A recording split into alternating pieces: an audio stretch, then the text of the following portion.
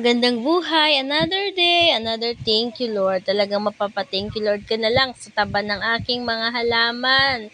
Ngayong araw mga mare, samahan niyo akong mag-harvest ng aking mustasa at pechay para tayo may pang-ulam na pang sahog sa ating sinabawang bangus or sinigang sa misum.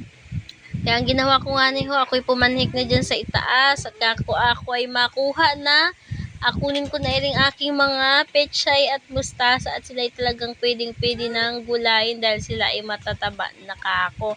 Kaya inisa-isa ko na silang gupitin. Kinat ko lamang po nga ni at yan ay matubo pa.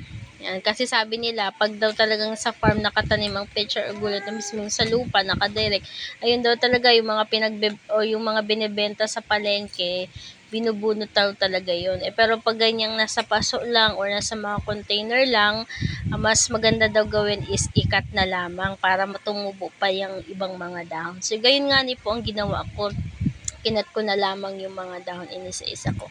Ayan, sabi ko ay hindi na ako mapunta ng palengke para bumili at ang aking pinaghirapang pagtatanim ay nagbunga na. Talagang napakasarap pala talaga sa pakiramdam na yung iyong tinanim ay may makukuha ka na, may maaani ka na.